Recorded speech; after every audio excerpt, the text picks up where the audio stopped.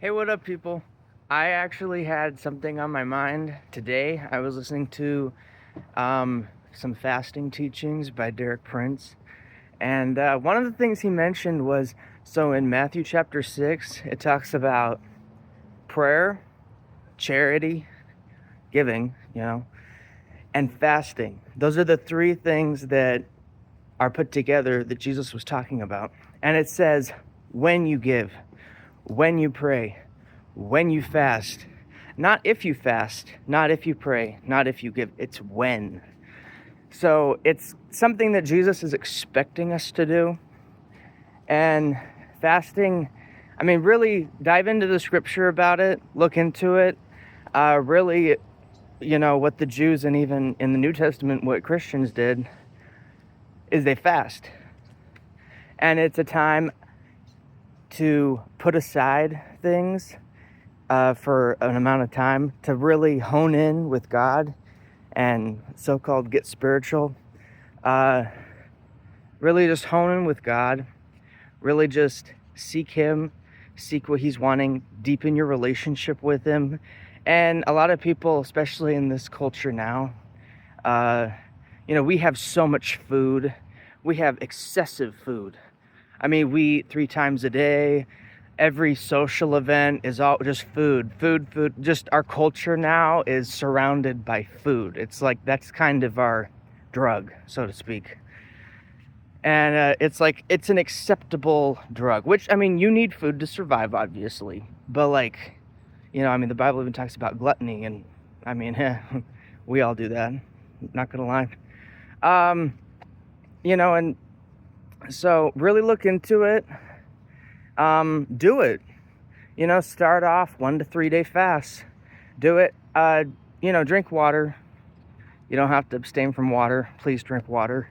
But I would also suggest not only just taking food away, but also, whatever is a distraction. Also, just really hone in with God, and for whatever amount of time you're led to, really deep dive and spend time with God, and really look up teachings. Derek Prince is a great one. Really hone in, spend time with God, because that's where guidance comes.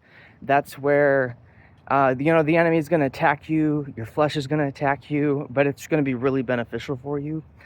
So I just highly suggest that you get into fasting, because it is something that Jesus expects us to do. It is part of what we are supposed to do. And not really many churches talk about it that much. And if they do, it's usually just at the beginning of the calendar year. But yeah, I would definitely suggest that we all do it, and I need to do it more. And you may be like, oh, but I don't want to give up TV or video games or food or whatever it is. You'll survive, because I don't want to either, but you'll survive. And it's totally worth it, just pressing in with God. And so, if people for thousands of years have been able to do stuff like that, we can too. It's putting our flesh under.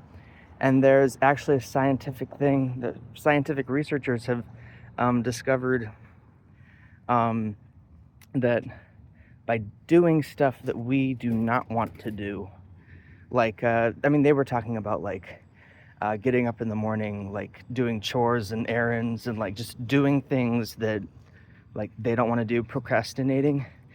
It expands your will to live in your brain, the part of your brain that has the will to live. It strengthens that. And so that actually really goes along with Christianity, because pretty much everything that we do spiritually is against our flesh. We want to eat and eat and eat. We want to eat the candy. We want to eat the junk food. We want to eat the greasy crap. We want to eat all of that. We don't want to eat vegetables. We don't want to eat meat. Well, a lot of times we do want to eat meat. But anyway, you know what I'm saying? We don't want to eat the healthy stuff. We want to eat the crap. We want to excessively eat. We want to just play video games, watch TV, do all this stuff in the flesh. Even stuff, it's all stuff that's not terribly horrible, but it's stuff that still is feeding our flesh, And we need to hone in and feed our spirit and get with God, because there is strongholds that break when we do that. So anyway, later.